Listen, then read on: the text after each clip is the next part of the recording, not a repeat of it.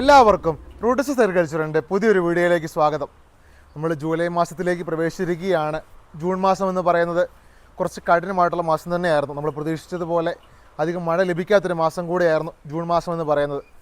മാത്രമല്ല, നമ്മുടെ ഇടുക്കി ജില്ലയിലുള്ള ഒരു 80% മേലുള്ള തോട്ടങ്ങളിലും തീരെ കാപിടുത്തം കാണുന്നില്ല. അതുപോലെ തന്നെ മഞ്ഞപ്പിഞ്ച് പൊഴിച്ചിൽ കുറച്ച് സിവിയറായിട്ട് കാണുന്നുണ്ട്. മാത്രമല്ല, നമ്മുടെ ശരത്തിൻ്റെ അരിമ്പുകൾ കരിഞ്ഞു പോകുന്ന പ്രശ്നം അല്ലെങ്കിൽ അരിമ്പുകൾ ഡാമേജ് ആകുന്ന പ്രശ്നമൊക്കെ നമ്മുടെ തോട്ടങ്ങളിൽ വളരെ സിവിയറായിട്ട് തന്നെ കാണുന്നുണ്ട്. അപ്പോൾ നമ്മൾ ജൂലൈ മാസത്തിലേക്ക് പ്രവേശിച്ചപ്പോഴത്തേക്ക് നമുക്ക് അത്യാവശ്യം 1-2 ദിവസമായിട്ട് നല്ല മഴയൊക്കെ ലഭിക്കുന്നുണ്ട്. അന്തരീക്ഷം അത്യാവശ്യം നല്ല കൂളായിട്ടൊക്കെ തന്നെയാണ് നിൽക്കുന്നത്. അപ്പോൾ നമ്മൾ ഈ ജൂലൈ മാസത്തിൽ നമ്മൾ ഏറ്റവും കൂടുതൽ പ്രാധാന്യം കൊടുക്കേണ്ട ഒരു കാര്യമെന്ന് പറയുന്നത് നമ്മുടെ ചെടികളുടെ വേര് സംരക്ഷണം തന്നെയാണ്. നമ്മൾ നേരത്തെ പറഞ്ഞ കാപിടുത്തം കുറവിൻ്റെ കാരണമെന്ന് പറയുന്നത് നമ്മുടെ ചെടികളിൽ തീരെ വേര് കാണാനില്ല. നമ്മൾ മണ്ണ് മാറ്റി നോക്കുമ്പോഴത്തേക്ക് സാധാരണ നമുക്ക് ജൂൺ മാസത്തിൽ കാണേണ്ട നല്ല പൊടിവേരുകളുടെ ഇനിഷ്യേഷൻ തീരെ കുറവായിട്ടാണ് കാണിക്കുന്നത്. അപ്പോൾ നമ്മുടെ വേര് സംരക്ഷണത്തിൽ നമ്മൾ ശ്രദ്ധിക്കേണ്ട കുറച്ച് കാര്യങ്ങളാണ് നമ്മൾ ഇന്നത്തെ വീഡിയോയിൽ പ്രധാനമായിട്ടും കാണാൻ പോകുന്നത്. അപ്പോൾ അതിലേറ്റവും ആദ്യത്തെ കാര്യമെന്ന് പറയുന്നത് നമ്മുടെ വേരുകളെ ഡാമേജ് ആക്കുന്ന കുറച്ച് കീടങ്ങളെക്കുറിച്ചാണ്. ഒരാളാണ് നമ്മുടെ വേരുപുഴു എന്ന് പറയുന്നത്.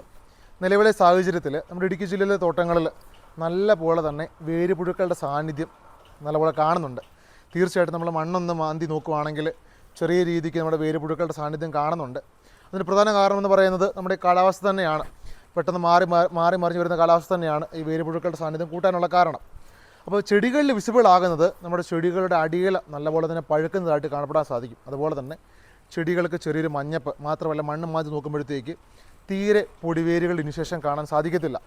ഈ ഒരു ഇൻഡിക്കേഷനാണ് നമുക്ക് മണ്ണിൽ വേരുപുഴു ഉണ്ട് എന്നതിനുള്ള അർത്ഥം. അപ്പോൾ നമ്മളിങ്ങനെ കാണുവാണെങ്കിൽ നമ്മൾ തീർച്ചയായിട്ടും ഒരു മരുന്ന് ഇതിനുവേണ്ടി കൊടുക്കേണ്ടതാണ്. അപ്പോൾ നമുക്ക് ഏറ്റവും എഫക്റ്റീവായിട്ട് കൊടുക്കാൻ പറ്റിയ മരുന്നെന്ന് പറയുന്നത് നമ്മുടെ ക്ലോറിപൈറിഫോസ്. 2 ഫോർമുലേഷനിൽ വരുന്നുണ്ട്. അത് ഒന്ന് 50 EC ഒന്ന് 20 EC. 50 EC ആണ് കൊടുക്കുന്നതെങ്കിൽ അതിന് ഡോസേജ് എന്ന് പറയുന്നത് 400 മില്ലി 200 ലിറ്റർ വെള്ളത്തിൽ.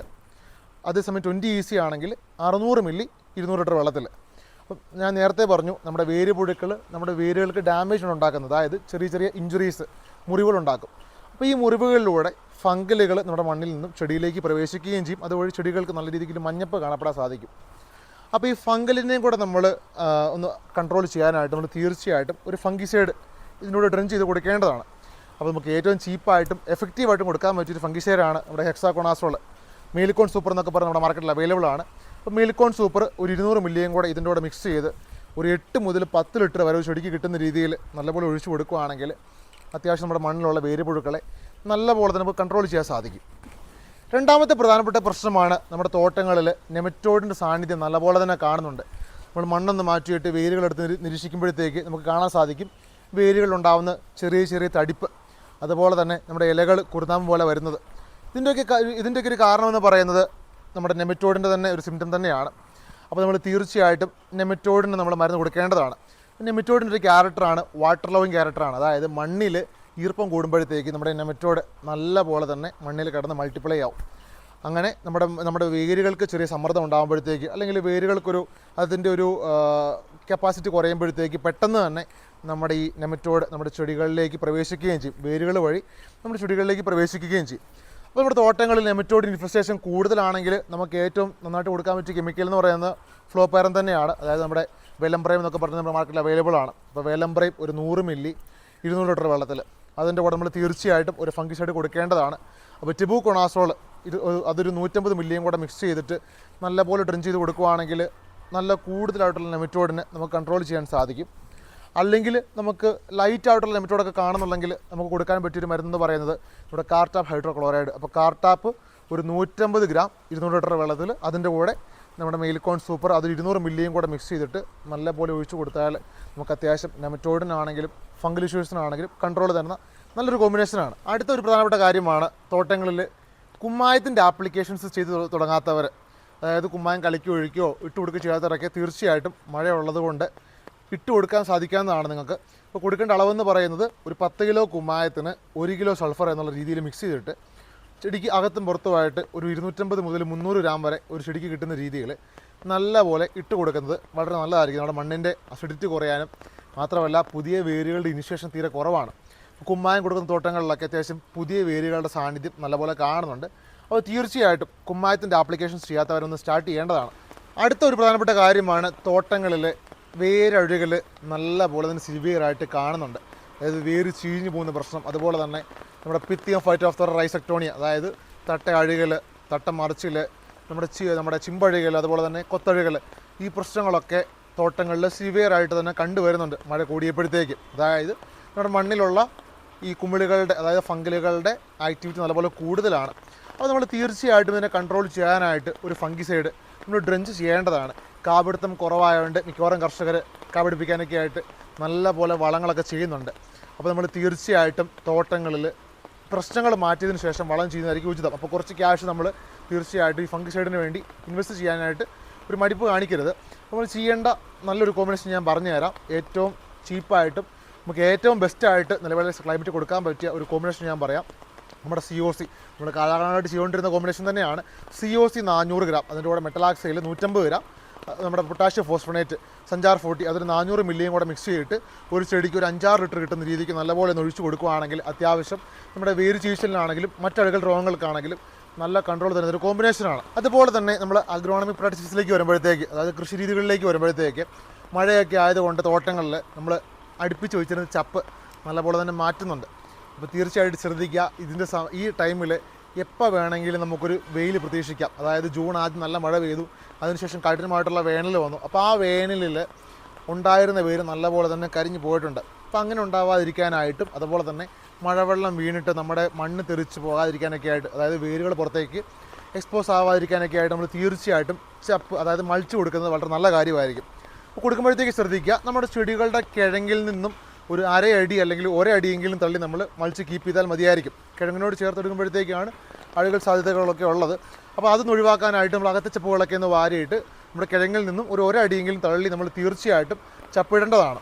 പിന്നെ നമ്മളെപ്പോഴും പറയാറുള്ളത് പോലെ തന്നെ കണ്ടമാനം ഷീഡൊക്കെ ആണെങ്കിൽ ഒരു 20 അടിക്ക് താഴേക്കുള്ള ഷീഡൊക്കെ ഒന്ന് അത്യാവശ്യം ഇറക്കി വിടുന്നത് നല്ലതായിരിക്കും. മാത്രമല്ല കവാതെടുക്കുമ്പോഴത്തേക്ക് പഴയ ശരങ്ങളൊക്കെ ഒന്ന് ചെത്തി മാറ്റി പഴയ കിഴങ്ങുകൾ പറ്റുന്ന പോലെ ഒന്ന് കുത്തിയെടുത്ത് കളയുന്നത് അത് വളരെ നല്ല കാര്യമായിരിക്കും. ഇനിയിപ്പോൾ അടുത്ത ഒരു പ്രധാനപ്പെട്ട കാര്യമാണ് നമ്മുടെ ചെടികളിലേക്ക് നമ്മൾ അത്യാവശ്യം ബാലൻസ്ഡ് ആയിട്ട് തന്നെ ന്യൂട്രീഷൻ കൊടുക്കുക. അതായത് ചിമ്പുകൾ കയറി നല്ലപോലെ വരുന്നുണ്ട്.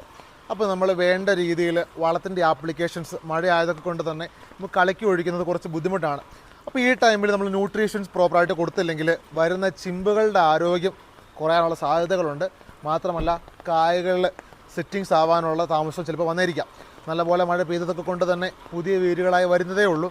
അപ്പോൾ നമ്മൾ ഈ മാസത്തിൽ ഏറ്റവും കൂടുതൽ പ്രാധാന്യം കൊടുക്കേണ്ട മൂലകങ്ങളാണ് ഞാൻ പറയാൻ പോകുന്നത്. അതിലേറ്റവും ആദ്യത്തേത് നമ്മുടെ ഫോസ്ഫറസ് തന്നെയാണ്. അതായത് വേരുകൾ കുറവായതുകൊണ്ട് മണ്ണിൽ നല്ലപോലെ തന്നെ ഫോസ്ഫറസ് കൊടുക്കുക. അതിൻ്റെ കൂടെ ഇവിടെ NPK consortium, NPK bacteria consult എന്നൊക്കെ പറഞ്ഞ മാർക്കറ്റിൽ കിട്ടും. അതും കൂടെ കൊടുക്കുന്നത് വളരെ ബെറ്റർ ആയിരിക്കും. ഇപ്പോഴത്തെ സാഹചര്യത്തിൽ നമുക്ക് ഇട്ട് കൊടുക്കുന്നതായിരിക്കും കുറച്ചുകൂടെ ഉചിതം എന്ന് പറയുന്നത്. അപ്പോൾ നിലവിൽ നമ്മുടെ മാർക്കറ്റിൽ അവൈലബിൾ ആയിട്ട് നമുക്ക് കിട്ടുന്നത് നമ്മുടെ 12, 11, 18 കോമ്പിനേഷൻസ് നമുക്ക് അവൈലബിൾ ആണ്. അപ്പോൾ അതൊരു 100 ഗ്രാം പെർ പ്ലാന്റ്. അതിൻ്റെ കൂടെ ഇവിടെ മ്യൂറേറ്റ് ഓഫ് പൊട്ടാഷ് അതൊരു 50 ഗ്രാം, നമ്മുടെ മോളാർ ഒരു 50 ഗ്രാം, മഗ്നീഷ്യം സൾഫേറ്റ് അതൊരു 50 ഗ്രാമും കൂടെ ഇട്ടിട്ട് അതിൻ്റെ കൂടെ കൺസൾട്ട് ഗ്രാനുകൾ അതൊരു 50 ഗ്രാമും കൂടെ മിക്സ് ചെയ്തിട്ട് നല്ലപോലെ ഇട്ട് കൊടുക്കുകയാണെങ്കിൽ അത്യാവശ്യം നമ്മുടെ ചെടികൾക്കുള്ള നല്ലൊരു ന്യൂട്രീഷനും ആയിരിക്കും. അതല്ലെങ്കിൽ നമുക്ക് അത്യാവശ്യം നമ്മുടെ 10-20 സ്റ്റോക്കിലുണ്ടെങ്കിൽ നമുക്ക് അതും യൂസ് ചെയ്യാവുന്നതാണ്. നമ്മൾ വളം കൊടുക്കുന്ന കാര്യത്തിൽ നമ്മൾ തീർച്ചയായിട്ടും ഒരു മുൻഗണന കൊടുക്കേണ്ടതാണ്. സ്പ്രേയിങ് മാർഗ്ഗം മാത്രമല്ല, നമ്മൾ തീർച്ചയായിട്ടും ഒരു ഗ്രാനുവൽ ആപ്ലിക്കേഷൻ കൂടെ ചെയ്യുവാണെങ്കിൽ അത്യാവശ്യം റൂട്ട് ഫീഡിങ്ങിന് വളരെ നല്ല കാര്യമായിരിക്കും. അപ്പോൾ നമ്മൾ ബാലൻസ് ന്യൂട്രീഷനെ കുറിച്ച് നേരത്തെ പറഞ്ഞിരുന്നു. നമ്മുടെ നൈട്രജൻ അധികം കൊടുത്തില്ലെങ്കിലും കുഴപ്പമൊന്നുമില്ല. അഴുകൽ രോഗങ്ങളൊക്കെ പറയാൻ സാധ്യതകളുള്ളത് കൊണ്ട് നമ്മൾ തീർച്ചയായിട്ടും ഫോസ്ഫറസ് കൊടുക്കുക. അതുപോലെ തന്നെ അടുത്ത പ്രധാനപ്പെട്ട മൂലകമാണ് നമ്മുടെ പൊട്ടാഷ്.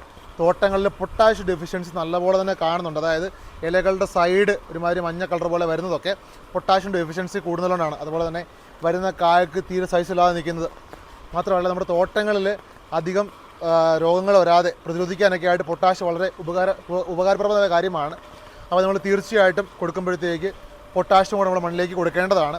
സ്പ്രേയിങ് രീതിയിൽ നമുക്ക് കൊടുക്കാം, അല്ലെങ്കിൽ നമുക്ക് ഗ്രാനുവൽ ഫോമിൽ കൊടുക്കാവുന്നതാണ്. അതുപോലെ തന്നെ നമുക്ക് വേരുകൾ കുറവായതുകൊണ്ട് നമ്മുടെ ചെടികൾക്ക് ന്യൂട്രിയൻ്റ് അവൈലബിലിറ്റി തീരെ കുറവായിരിക്കും. അതായത് മൈക്രോ ന്യൂട്രിയൻസ് നമുക്കറിയാം, സെറ്റിങ്സിന് ഏറ്റവും കൂടുതൽ ഹെൽപ്പ് ചെയ്യുന്ന മൈക്രോ ന്യൂട്രിയൻസ് ആണ്. അപ്പോൾ നമ്മൾ മരുന്നുകൾ സ്പ്രേ ചെയ്യുമ്പോഴത്തേക്ക് അതിൻ്റെ കൂടെ സിലേറ്റഡ് ആയിട്ടുള്ള മൈക്രോ ന്യൂട്രിയൻസ് നമുക്ക് ആഡ് ചെയ്യാവുന്നതാണ്. ഉദാഹരണത്തിന് നമ്മുടെ എക്സീഡൊക്കെ നമുക്ക് ആഡ് ചെയ്യാവുന്നതാണ്. അമിനോ ചിലേഷൻ വരുന്നത്. അത്യാവശ്യം സെറ്റിങ്സിനാണെങ്കിലും വളരെ നല്ലതാണ്, ഫ്ലവറിങ്ങിനാണെങ്കിലും വളരെ നല്ലൊരു കോമ്പിനേഷനാണത്. അമിനോ ചിലേഷൻ ഉള്ളതുകൊണ്ട് നമ്മൾ തോട്ടങ്ങളിൽ കൊടുത്തിട്ട് അത്യാവശ്യം റിസൾട്ട് കിട്ടുന്നുണ്ട്. അപ്പോൾ തീർച്ചയായിട്ടും ഒരു മൈക്രോന്യൂട്രിയൻ കൂടെ നമ്മൾ ആഡ് ചെയ്തിട്ട് സ്പ്രേ ചെയ്യുന്നത് വളരെ ഉപയോഗപ്രദമായിരിക്കും. തീർച്ചയായിട്ടും നമ്മൾ തോട്ടങ്ങളിൽ ഏറ്റവും കൂടുതൽ ഇപ്പോഴത്തെ ക്ലൈമറ്റിൽ, അതായത് ജൂലൈ മാസത്തിൽ മുൻഗണന കൊടുക്കേണ്ട ഒരു കാര്യം എന്ന് പറയുന്നത് നമ്മൾ ആദ്യം പറഞ്ഞ പോലെ തന്നെ വേര് സംരക്ഷണം തന്നെയാണ്. അടുത്തൊരു കാര്യമാണ് ഡിസീസ് മോണിറ്ററിങ്, അതായത് പെസ്റ്റ് ആൻഡ് ഡിസീസ് മോണിറ്ററിങ്. നമ്മുടെ തോട്ടങ്ങളിലുണ്ടാകുന്ന കേടുകൾ, അതുപോലെ തന്നെ കീടങ്ങൾ, ഈ പ്രശ്നങ്ങളൊക്കെ നമ്മൾ തീർച്ചയായിട്ടും ക്ലോസ് ആയിട്ട് തന്നെ വാച്ച് ചെയ്യുക. അപ്പോൾ നമുക്ക് സെറ്റിങ്സ് ഓൾറെഡി കുറവാണ്. അപ്പോൾ നമുക്ക് തീർച്ചയായിട്ടും ഫ്ലവറിങ് ഇൻഡ്യൂസ് ചെയ്യുക എന്നുള്ളത് വളരെ ഇമ്പോർട്ടൻ്റ് ആയിട്ടൊരു കാര്യമാണ്. അതിൻ്റെ കൂടെ തന്നെ നമ്മുടെ തണ്ടുതുരപ്പൻ പോലെയുള്ള പ്രശ്നങ്ങൾ തോട്ടങ്ങളിൽ കുറച്ച് സിവിയറായിട്ട് കാണുന്നുണ്ട്. അതിന് കാരണം എന്ന് പറയുന്നത് നല്ലപോലെ മഴ പെയ്യുന്നു, അതിനുശേഷം നല്ലപോലെ തന്നെ വെയിലടിക്കുന്നു.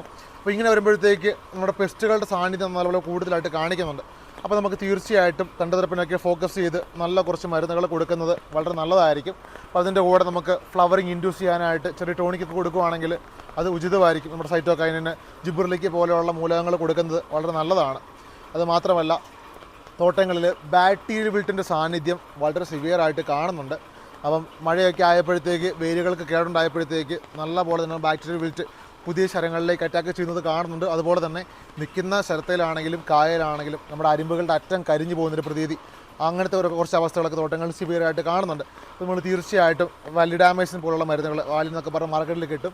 അപ്പോൾ ഡോസേജ് കൊടുക്കേണ്ടത് ഒരു 250 മുതൽ 300 മില്ലി വരെ 200 ലിറ്റർ ഡ്രമ്മിൽ എന്നുള്ള അളവിൽ കൂട്ടിയിട്ട് നമുക്ക് തണ്ടുതിരപ്പിൻ്റെ മരുന്നുകളുടെ കൂടെയൊക്കെ നമുക്ക് സ്പ്രേ കൊടുക്കാവുന്നതാണ്. അതുപോലെ തന്നെ തോട്ടങ്ങളിൽ ഫിസേറിയത്തിൻ്റെ സാന്നിധ്യം നല്ല പോലെ തന്നെ സിവിയറായിട്ട് കാണുന്നുണ്ട്.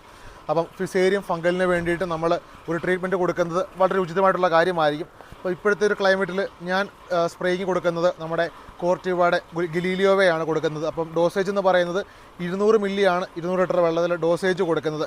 കണ്ടമാനം റൂട്ട് ഇൻഫെക്ഷൻസ് ഒക്കെ കാണുന്നുണ്ടെങ്കിൽ നമ്മൾ തീർച്ചയായിട്ടും ഒരു ഡ്രഞ്ചിങ് കൊടുക്കേണ്ടതാണ്. മഴ കുറയുമ്പോഴത്തേക്ക് കൊടുക്കുന്നത് ഏറ്റവും ചീപ്പായിട്ടും ബെസ്റ്റായിട്ട് കൊടുക്കാൻ പറ്റിയ കോമ്പിനേഷൻ നമ്മളെപ്പോഴും പറയാറുള്ളതാണ്.